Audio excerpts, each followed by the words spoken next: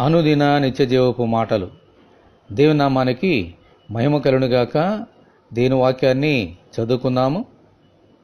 ఏలయనగా ఆకాశమందున్నవియు భూమి అందున్నవియు దృశ్యమైనవి గాని అదృశ్యమైనవి గాని అవి సింహాసనములైనను ప్రభుత్వములైనను ప్రధానులైనను అధికారములైనను సర్వమును ఆయన యందు సృజింపబడెను.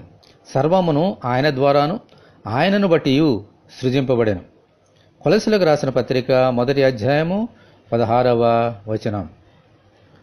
ఆకాశమందున్న సూర్యచంద్ర నక్షత్రములు, భూమి మీదున్న పర్వతములు, గుట్టలు, నదులు, సముద్రములు సమస్తమును మన ప్రభువైన యేసుక్రీస్తు మాట చేత సృష్టింపబడ్డాయి. ఆమెన్. మరియు ఆకాశం పైన ఉన్న భూమి, సముద్రం క్రింద ఉన్న అదృశ్యమైనవి అనగా కంటికి కనబడనివన్నీ కూడా ఆయనే సృష్టించారు. ఆమెన్. అలాగే ఆకాశమందున్న అధికారములు కానీ ఈ భూలోకం మీద ఉన్న ప్రధానులు కానీ అధికారులు కానీ అందరూ ఆయన అధీనంలోనే ఉన్నారు. ఆమెన్. అంతటి మహాదేవుడు మనలను తన పోలికలో తన స్వరూపంలో సృష్టించారు. దేవునికి స్తోత్రము కలుగునుగాక.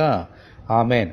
మనము కూడా ఆయన అధీనంలోనికి వచ్చి ఆయన అధికారములకు ఒప్పుకుంటే ఈ సర్వసృష్టి ఎలాగూ ఆయన ద్వారా నడిపింపబడుతుందో అలాగే మనము కూడా ఆయన ద్వారా నడిపింపబడుతూ ముందుకు సాగిపోగలం.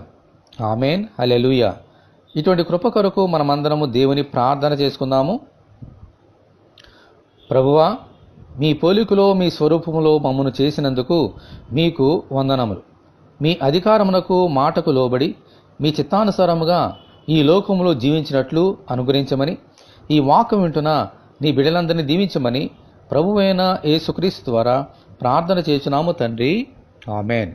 మన ప్రభువైన యేసుక్రీస్తు కృప మనకందరికీ తోడే ఉండి నడిపించునుగాక. ఆమెన్. పరిశుద్ధ దేవుని మందిరం.